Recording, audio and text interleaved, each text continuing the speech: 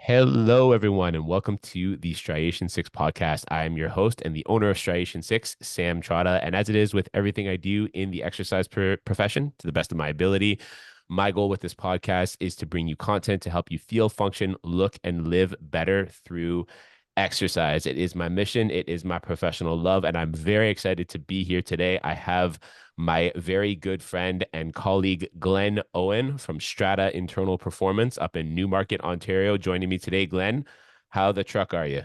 I am trucking along, Sam. I'm truculent. Ooh, that's a nice Trucking. double entendre for all those people. No, I'm I great, like man. that. How you doing? I'm pretty good, man. I'm pretty good. It's I know we've been sort of meaning to do this for a while. It's kind of funny how you try to do something with a friend for a while, and then it's like, hey, want to do this today? Well, I can't do it today, but how about sometime next week? Yeah, Thursday. Okay, cool. Let's go. Well, it reminds me, I know people probably would not know about this. Why would they unless you've referenced it and they've listened to your podcast? This is not our first podcast together. We have, I think, 30 or 40 episodes. You know what I'm talking about right now, Oh right? yeah. Yeah. Oh yeah.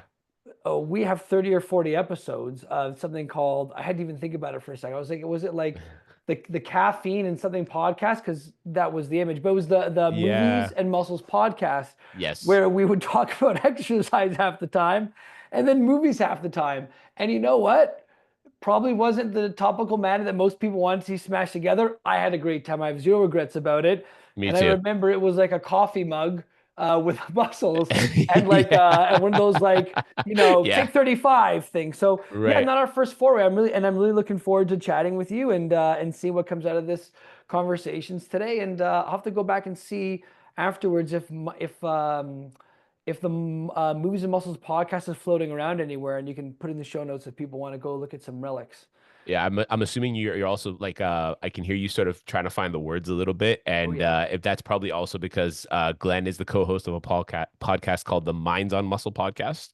I yeah. think it's still around, right? And so you can check that out as well. We'll put this all in the show notes. I'm a big fan of Glenn's, and I'd love for anyone and everyone in the Newmarket, Aurora area of Ontario to check him out at Strata Internal Performance. Today, though, after all that kibitzing or joking around for people who don't know three Yiddish words like I do, we are talking about winter workouts and our point of view, tips, hot tips, if you will, for staying consistent with your winter workouts. And this is an important one for me. I've been fortunate myself where the winter doesn't seem to negatively affect my mood, my emotional state, at least not that I can tell. However, I know that in my experience as a gym owner, I do see people drop off who would be exercising at all other times of the year. And after talking to some people over the last couple of years, I'd say, "Oh, hey, I haven't seen you in a while. I saw you kept your membership, but it's like February or March." And I said, "You've been skiing. Like, what's been going on? Haven't seen you as much in the gym." They're like, "No, it's so hard to get there. There's something about the winter that makes it so hard to actually get out and do these workouts." So I wrote a blog about this recently. I'll also link to it in the show notes. But I thought let's put a podcast out there. And Glenn's a great guy. He's done a lot of personal development and growth work in addition to being one of my favorite exercise practitioners that I know. So I thought he'd provide a unique perspective on it as well. Glenn, what have you found with your clients when it comes to winter workouts and consistency and that kind of thing? Well, first of all, I'm a terrible human being. No, I'm kidding, obviously. This is an interesting one to unpack because we could go any number of different angles. There's, I think, always going to be a macro view when it comes to exercise adherence, regardless of the season that you're in. There's also going to be a micro view, and the macro view might be more of a general psychology, general human psychology. And I think the micro view may be individual nuance per person. And I think both probably have to be considered largely when it comes to adherence. And I'll be honest, winter aside, I don't know if winter really is winter to me is an excuse like anything else, or a reason like anything else, or a thing that Yeah, comes up like anything else. I don't want to say an excuse because sometimes people do have very valid reasons, right? Like I didn't sure. exercise for a month. Why not? Oh, my mom died. I'm like, you don't have to exercise for the next 3 months if you don't want to. Like whatever that might be. So I mean, there's no personal judgments here. But I think a lot of this, I mean, the best place for me to start would be, I think, psychology, if we're going to talk about it that way. But, Sure, sure. I'd love to know and how you're thinking about it, how much you think the mind plays in this particular foray. Yeah, I mean, I think the mind, if I'm being honest with you, I know I sort of shared to you the highlights of my sort of framework around this before we started recording. I think mindset is obviously a huge factor because ultimately a lot of people say, well, my workouts are just on autopilot. I get up and I go, like, you're making a decision. Maybe it's a fast decision. Maybe it's a hard decision on some days, an easier decision on some days. But as much as you think you're on autopilot, and I know there's a lot of psychology, I'm not particularly well versed in this, there is a decision that has to be made because you could always stay in bed. Maybe you're less likely to when you've instantiated the habit of morning exercise or after work exercise. You're less likely to, go for a beer or just go home and get on the couch and, Netflix and maybe even chill.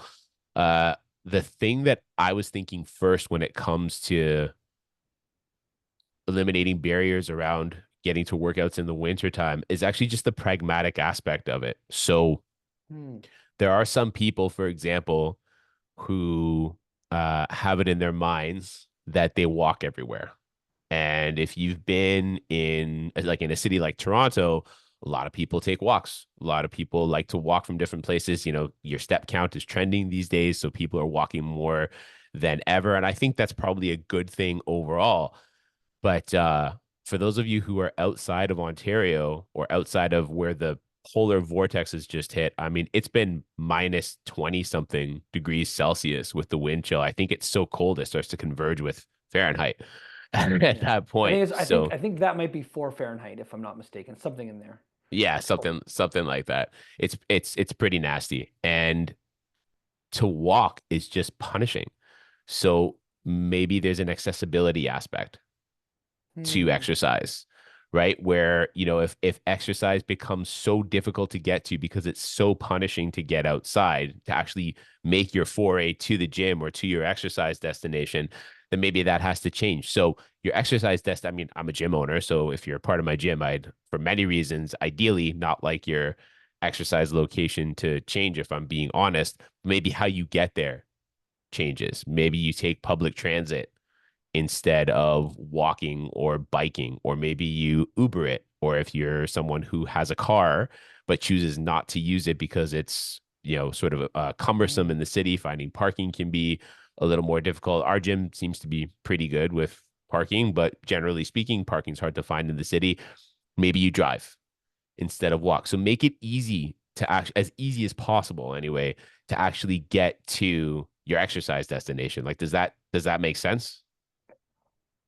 To be honest, I kind of question and wonder how much people's travel patterns really change from winter over to summer. Sure. If we're talking right now, like I live in Newmarket and we're a little bit more suburban, right? You need a car to get around here. There's some there don't you can't take public transit, but you kind of also can use a car to get around. I shouldn't pigeonhole it that way. You can do both. Sure. In Toronto, you do have people that drive. I would say a lot of them do take public transit. I guess my question would be like, so you I mean you own a gym down there? Most of the members, how like are so many of them really driving, commuting that much differently during the fall and the winter and the summer and the spring? Is it not? Would you think more or less the same thing? Yeah, it's a good question, and the answer is I don't know. The answer is I Okay. don't know. I think there's a strong chance that you have a point there.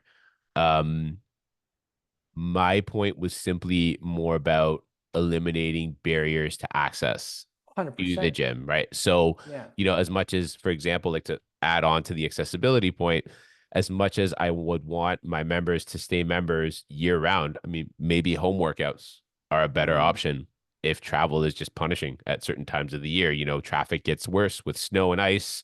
yeah. TTC tends to be a little more crowded, and the idea of staying on a crowded public transit train or bus Hmm. when you're in full winter gear, it goes from being, nice and protective from the elements outside to just punishing when you're, shoulder to shoulder in rush hour public transit traffic.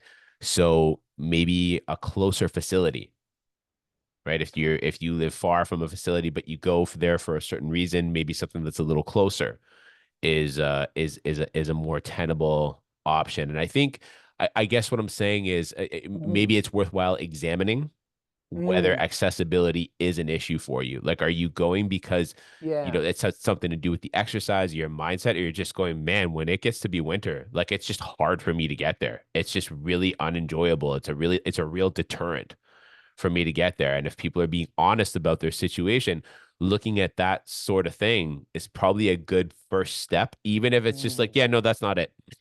Right? Even if it's just, yeah, no, that's not it. Let's go to the next thing. Let's go. Is there anything practical or pragmatic that you can do to just move barriers that have nothing to do with the mm. exercise itself out of the way? I think that I mean I hear what you're saying. It sounds like if the cold weather and traffic and getting to the gym are going to be your barriers, how do you make exercise more pragmatic and like accessible to you? That Yeah. sounds like it. The thought that occurs to me, I have been giving this some thought because you brought it up last week. The thought that occurs to me is that people, by our nature, will make up any number of different reasons Mm, to do or not to do something. It right. can be like, listen, I remember back when we were colleagues and I worked at Striation before I moved away. It would be very just as easy for me to make a reason not to stay after a day during the winter to work out as it would be for me to make a reason to go outside in the sun during the summer because it's too beautiful for me not to go outside, It's a fair point, right? man. So like in my mind here, a lot of this comes down to that macro idea of like how are we thinking about this in the psychology Sure. to the point where if I'm thinking about this, like I have clients who come see me during the winter who drive from Toronto to come up to see me, or drive from Sutton, which is like 30 or 40 minutes, or drive 20 minutes away, or from Hmm. Alliston, which is like 40 minutes. They drive, all of these people drive 2 to 3 times a week. Every single person I've lived drive 2 to 3 times a week. Right. Transportation, rain, shine, sleet, or snow does not make a difference to these people. Hmm. The thing that I think makes a difference at a base level is I think one, I'm kind of talking this as we go through it. So like feel free to cut in and tell me what you think here Yeah, and, no, and take over. this is how I wanted to do this. So this is great. Yeah. Number one, I think it's how do they see themselves? Like what's the relationship to themselves in terms of their identity? Do they see Hmm. themselves as somebody where exercise is something that they do? To your point, is it exercise even a choice for them? Like you said, some people it's a harder choice to make a decision. Some people, I think it's so well ingrained and it's just what they do and it's so habitual, so routine, so in their identity that it's Right. not really a question. I just get up and do it. I don't Hmm. think about it. I get up, it's cold today, I'm doing exercise, right? I get up, I'm cold plunging today. I don't care if it's negative 10 or 5 degrees. I'm cold plunging today. So Sure. part of it, I think, is like how do you see yourself in your identity?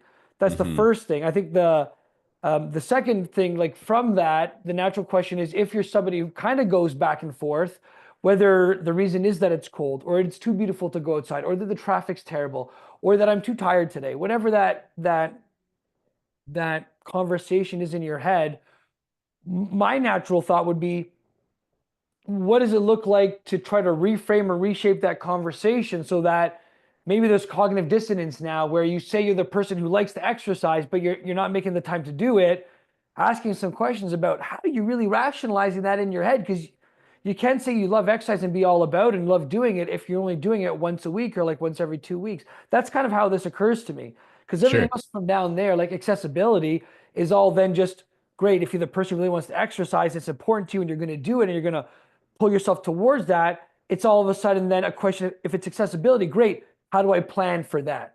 How do I mitigate these things? Like for me, it starts with Okay. the psychology and then everything else micro wise that pertains to you as a human having a hard time making this work for you is then a matter of logistics. Does that make sense or does that sound like a bunch of nonsense? Yeah, no, I think it could come from both angles. And I think one of the nuances I think between the perspectives that you and I are sharing right now is you're speaking sort of from the point of view.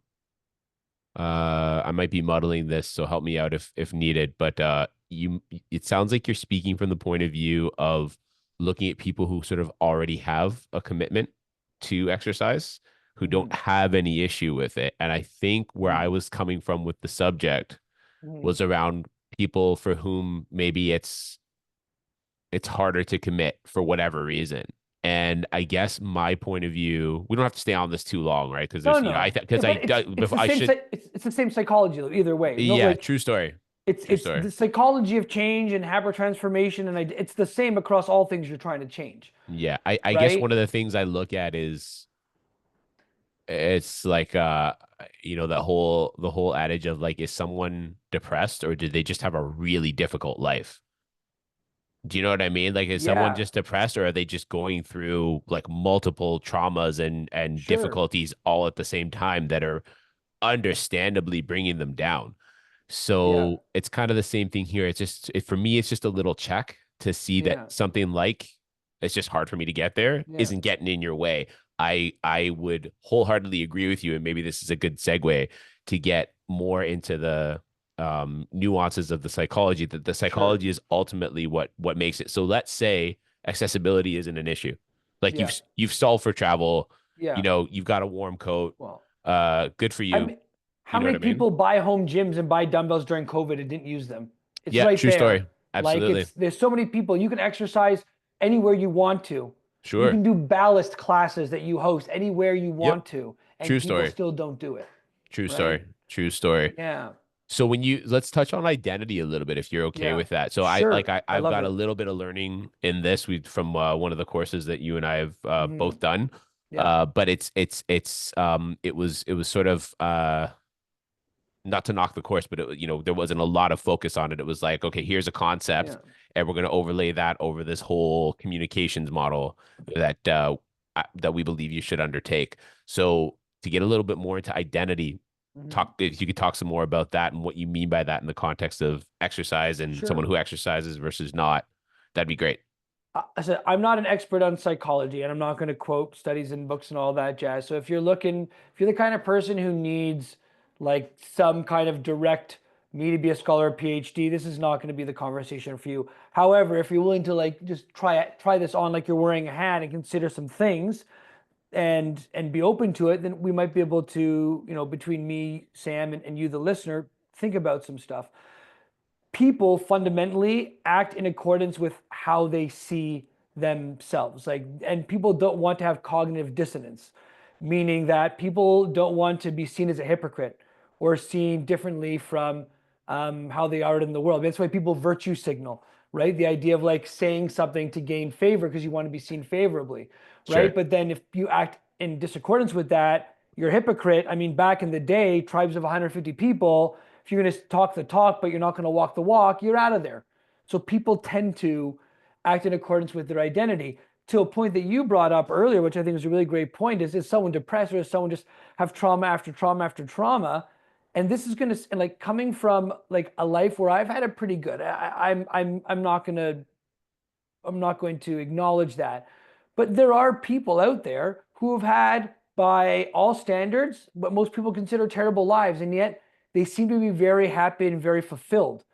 If you look at, I think it was Sebastian Junger's work, who looked at World War II. Um, I think it was Sebastian Junger's work. He looked at World War II. I might get the name wrong.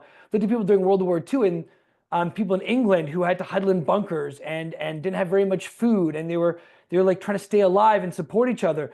Many people who had to go through that look back at that as some of the best times or the times they felt most fulfilled in their life because Sure. they had meaning. They were come together, right? So there are people who go through immense traumas yet seem to be able to frame it for themselves and look at it the positive. Hmm. And I'll give you an example which I think works well for me and then works well for you, and then we can maybe add on to it, Sam. You and I think both struggled when we were younger with body image stuff. I Sure. know I certainly did. I was overweight. I got picked on. I got bullied. I had very low self-esteem. It's why I turned to exercise to begin with. Me I had too. a, I had Yep. a period over 3 months when I was in my like late teens, early 20s, where like I would like binge eat on Fridays and Saturdays and vomit it all up because I felt so ashamed of my body and how I Mhm. looked, and I felt like so dejected, and like it was a mentally terrible time in my life when I was going through all that. But by looking at it in retrospect and reframing it and thinking of who I became because of that, who I'm stronger now because of the bullying, because I took up exercise because of that. I wouldn't change any of that because I haven't get bullied and then push me to exercise. I wouldn't be having this conversation with you today. I won't be able to see the impact I get to have on people every day where they tell me that their lives are changed because of the work that we do together. None of that would be possible if I didn't experience that. So it's very possible to have things happen to you and reframe it for the positive. The question is, and this is like the $1 million like logical next step, and I'd love to hear how you think about this one. The next logical step is, how do we have those conversations either with ourselves, with other people, such that we can start reframing some of this stuff? So we Mhm. start seeing ourselves as somebody where it's like exercise is just who I am and I do it versus humming and hoeing about it. Does that make sense? Or is that Yeah, not landing so far? I think it does, and it actually, in some sense, I just want to make sure I'm not making the, square peg fit in the round hole here, but I think in some sense it ties into one of the other main points I've been considering about, um, you know, staying consistent with winter workouts, Mm-hmm. where having a goal and developing a Mm-hmm. strategy towards that goal, can be very helpful to stay on track because Mm-hmm. you're aiming at something. 100%. Right, you're aiming at something, and there's apparently controversy now about smart goals and things like that, and BHAG, don't be what do they call them in Good to Big, Great? hairy, BHAGs, audacious very hairy, goals. audacious Yeah. goals. There's some controversy about that now, and I think it comes down to the individual. But there's to tie into what you were saying, it's like how do we have those conversations where someone's identity or someone's sense of themselves, view of themselves sort of doesn't have space for exercise or Mm-hmm. health or fitness or feeling, functioning, looking, living a certain way in terms of their physicality. Well, in the present moment, that framework can Mm-hmm. actually provide something to move away from. And if that's complemented by something to move towards, Mm-hmm. then I think maybe it creates a sense of striving. I want to go Mm-hmm. towards this carrot. I Mm-hmm. don't want to be this anymore. Mm-hmm. And that's not to say someone's wrong or bad No for judgment. being There's in no judgment any here. particular shape. It's up to them. And Mm-hmm. I think you and I go through similar intake processes when we meet our clients, and we ask a lot of the questions, like the situation you're in now, like how does it affect you? Yeah. Why do you want to change it? Mm-hmm. What would it feel like for it to change? If I could sprinkle some magic fairy dust and just snap my fingers and have you see the change, what would it be? And how would your life change? So we have a not something to run away from, but just, a framework for, okay, I don't want this anymore. Or I've made some ground in pursuing what I feel like is a positive, worthy goal. I don't want to go Mm-hmm. back to where I was. I want your help striving forward. Okay, cool. What would that do for you? How would Mm-hmm. that change you? And I guess in some sense, what we're maybe I'm just guessing here or talking here. I No, no, mean, you're onto it. You're onto yeah, it. like what You're we're onto what we're this. doing is sort of lightly and positively challenging people into saying, "Oh, that's not me anymore. Mm-hmm. Me is this thing that I see." And I can appreciate myself now, and I can appreciate my where I came from, like you said about your past, and I Mm-hmm. could say the same thing about mine. And this is what I'd like to move towards. So having a goal and then having a Mm-hmm. strategy for how to actually get there. Like this is what I want for my health, my fitness, my physique, my athletic performance, and then okay, cool. Let's work backwards from there. What can we do over the course of these winter months to make sure that you're moving towards that goal? And Mm-hmm. then it's like now there's a higher purpose. Mm-hmm. It's not just a workout to say in your group text with whomever that you worked out, or to post on the gram. It's like, no, there's a better me available every time I work out. I love this. Can we like kind of add some stuff on there if that's okay? Because I think Yeah, you hit the nail on the head absolutely, of the dude, hammer. I think so. absolutely. I think these are like maybe like this is like the secret sauce maybe that I'd put on top of that delicious burger that you put together. Oh, burgers. So and if you're listening, play along here. think of like something in life that you were struggling with. Maybe it's like a business thing, or if you're listening, it's a school thing, or maybe it's kind of like a family thing or budgeting, something that you're like you want to change, but you're having a tough time with, and you're like, I just got to make a plan. That space that you make that plan from, when you're like, oh, it's just not working out, I got to write down a plan and write things down.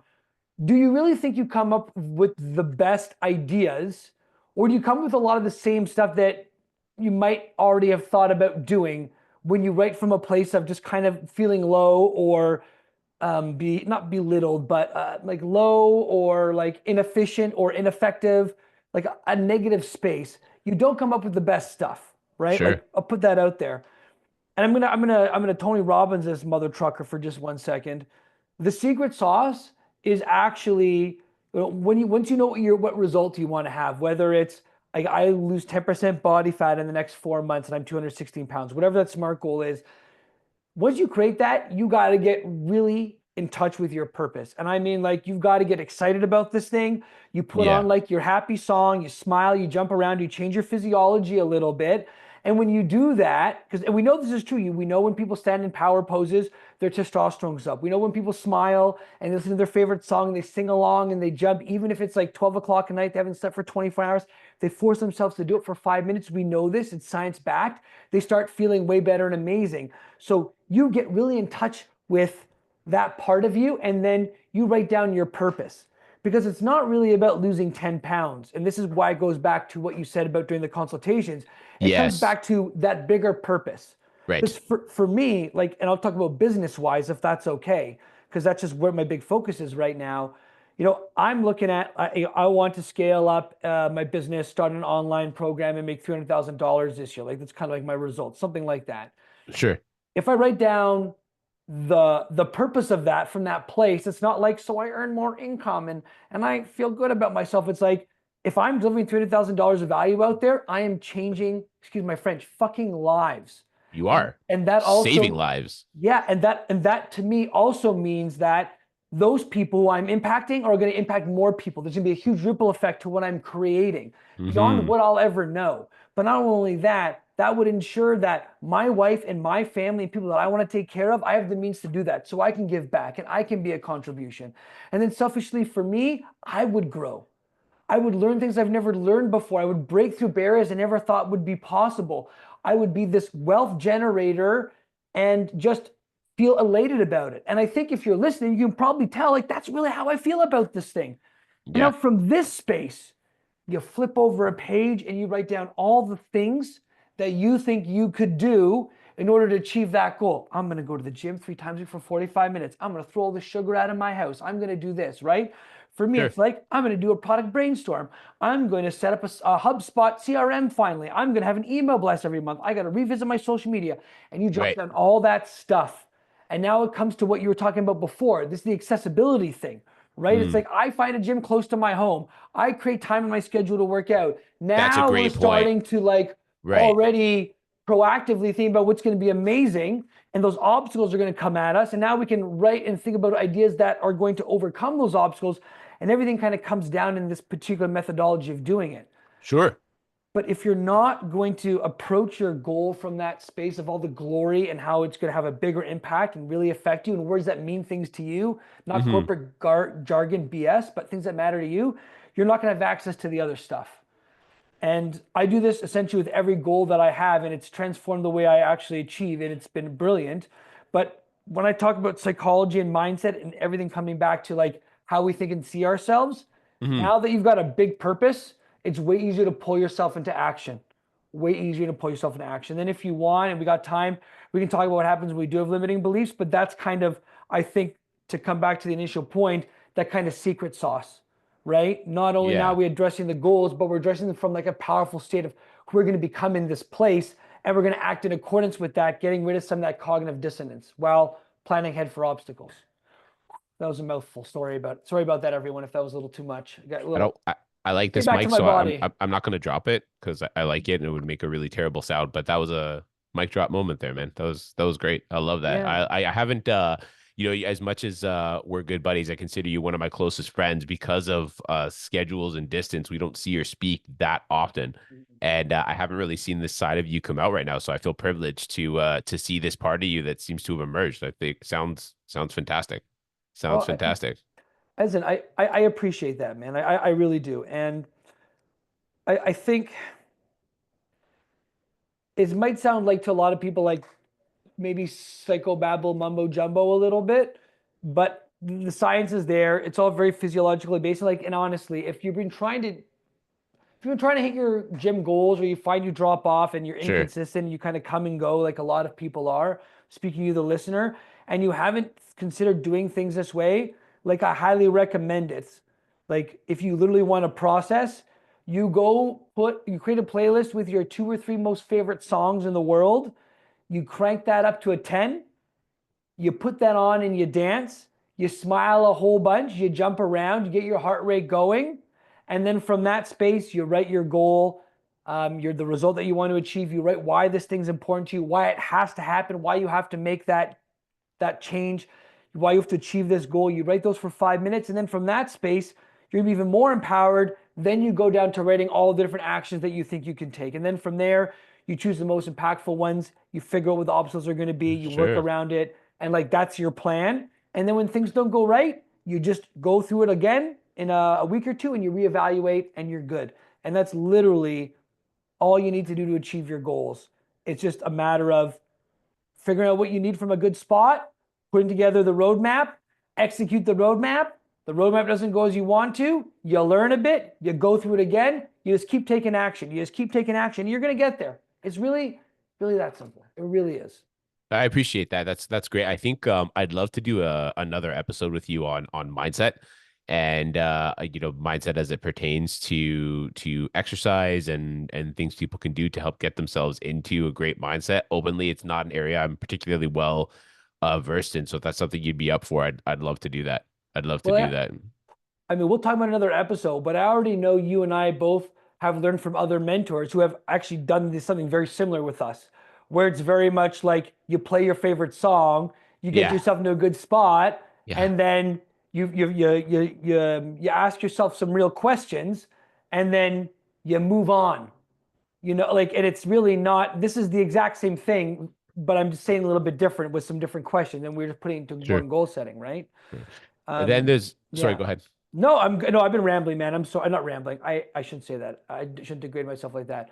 I've been saying a lot of stuff, and Don't I'd love to downplay your hear. worth, brother. I know. I do that. I'm working on it. I'm catching myself. Awareness is key.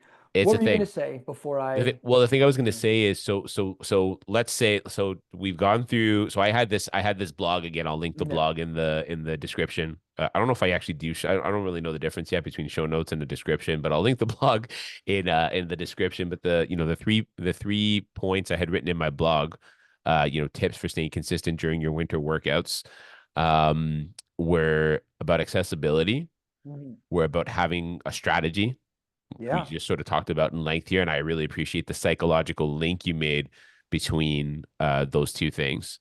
Um, and the last one is a little more brass tacks, and Mhm. I want to be really careful as I bring this up because my biggest fear as I talk about this, Mhm. not so much with you. I think you'll know where I'm coming from, and I wouldn't be surprised if you had some of the same trepidations. Mhm. My biggest fear is that when I talk about this, that people listening will hear it as judgmental or he's a know-it-all when it comes to exercise, but I mean it might You be that kind of are one of the most intelligent people. Like you teach the most technical exercise program in North America, maybe the world when it comes to exercise. So I think it's fair for you to say you've got some knowledge on this one. fair enough. Yeah. At the same time, knowledge of every individual is not something that I'm privileged to have, and it may be as an individual, if you're someone listening or watching out there who's having struggles with staying consistent with their winter workouts, it might be that you need to do better exercise. It Interesting. Go might be on. that you need to do better exercise. I'm going to be careful here, because it's not necessarily your fault or the fault of the person leading you through exercise that the exercise is bad. It could be a miscommunication. But what I want to do is talk about what I see as bad exercise, and then therefore we can have a basis for better exercise. So Mhm. let me know what you think about this. I personally believe, especially when it comes to adherence, there has to be some level of enjoyment or at least appreciation. If not enjoyment, then at least appreciation that the person has in their experience of the exercise in order to maximize the probability that they'll stay consistent. What are your thoughts on that? I was going to say, I think almost exactly what you said. I don't know if for me, and this may just be technical jargon. For me, when you say what is like have better exercise, I was going to say to have like a better exercise process, because to me that's like a bit more all encompassing rather than just the technical Sure. thing. But I think that's exactly what you meant, and I agree. I think it does have to be enjoyable. And for me, I don't know if these are these synonymous to you or not. For me, I think it's like fulfillment. Like there are times where I don't want to exercise, but Lord, am I fulfilled afterwards? Do you know what I mean? Or do I feel like good about what I did? And I think to your point, technical is a large part of that because I could have an exercise Yeah. session where maybe it was like the right technical thing to do on paper, but then my joints hurt. It wasn't the right Mm, dose for me, which is like to your okay. point, where like the technical, Yes. like, because those are different things then all of a sudden. Like, I think you could probably take it from there because I think you'll be able to articulate better than I would. Well, I mean, I don't know about that, but to me, it's like, so we talked about enjoyment, and this is all kind of tied together, but is the exercise too hard or too easy? Right? Right? Because if someone is getting out of bed for a 5:30 or 6 a.m. workout and the exercise in terms of its effort and difficulty is inappropriate on either end of the scale. It's not challenging enough to produce any positive change, or it's so difficult that it leaves the person feeling worse. Even Mm, though maybe we'll say, oh, that just killed me. I feel so much better. Oh man, I got crushed in that, you know, group class. yeah. God, I can't believe how hard it was. I'm not gonna be able to walk for 3 days. Like that's an injury. Hmm. That's not good. And it's tough to stay consistent when you're sore for 3 days. You can't go back. Wouldn't you rather have the option at least of going back tomorrow? At the same time, if you feel like the effort was barely worth it, and in either situation, whether it's too hard or too easy, you're not producing, or the change in your physicality is not being produced. You're either just not making any progress towards your goals, or you're so injured so often that you're not making progress towards your goals. That's bad exercise. 100% agree with you. I That's have nothing bad to add. That was exercise, perfectly right? articulated. Yeah. And then the last one is if you are, this might be for someone who's a little more novice around the exercise process. They maybe have a lower resolution idea Hmm. of what they want to do with their fitness, their physicality, and they start doing something that looks maybe kind of fun and it's Hmm. accessible and the price is okay, but then it's not really achieving what they want to achieve. So someone says, okay, I want to, 87% of people who start exercising, according to stats from 2018, this might have changed, want to lose weight. So someone's like, I don't know too much about exercise. My friend was telling me about a running group. I'm going to start jogging with the running group. And maybe he or she starts, losing weight and like, oh, I'm down 10 pounds. Okay, I'm down 15 pounds. Substantial. I was 175 pounds. I'm 160. It's like 10% of my body weight. It's not happening. What I want to happen is not happening. I'm not looking, feeling, functioning. My Hmm. arms are still looking a certain way, and I'm not getting that sense of, health and vigor that I thought I'd get.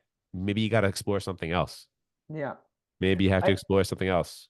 I agree, and I think this comes back down to like the consistent reevaluation, right? Yes. If you've got a plan or a roadmap. I think I prefer the term roadmap because plan is a little bit more set in Yeah. stone in my mind. Roadmap is Sure. kind of like here's how we get from point A to point B, but we can take some detours along the way. This is where like the road mapping it out and figuring out, right? Like the for some people, honestly, the combination of it being more enjoyable and maybe a little bit less effective is going to be a better recipe for them than someone who is wants it to be like super effective and Yeah. feels less enjoyment of it, less enjoyment in the moment, but it's more fulfilling. Like if you look at, I don't know what's a good example, like bodybuilders, a lot of these guys, like they enjoy exercise. Don't get me wrong, they say that, but they grind out sessions, they diet intensely, they get super jacked and ripped, they feel like garbage. I've done it. I think you've done it before. We know what it's like. They feel like terrible, their joints hurt and achy. But like at the end of the day, when they do the show, it's super fulfilling for them, right? For a lot of Right. them. Not I thought it was gonna be fulfilling for me. It wasn't. I'm different. For me, Hmm. like I gotta enjoy this thing a little bit more. I probably at least once a week flip the table on what I was supposed to do. I Right. routinely am like, you know what? I'm doing zone two cardio for 45 minutes today because I have just had a long day and I don't feel like squatting or doing leg press, and I'm okay with that. And that Yeah. keeps me consistent. That makes me very, very happy. I still feel like I'm a fit guy. I can change it around.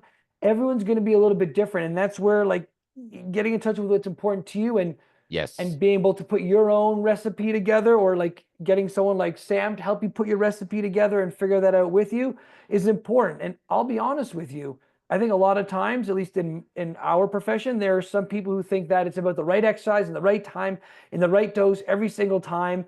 And like that's, don't get me wrong, a great strategy and should be the ideal strategy until you put a human being in there.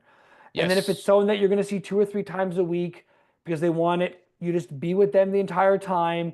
And they might not like the exact perfect technical thing. And they Hmm. might be just as happy and get more of the process and stick with it and enjoy it and get way more out of it and out of life and have way more impact if you factor in things that they like a little bit more, even if it's not the perfect exercise.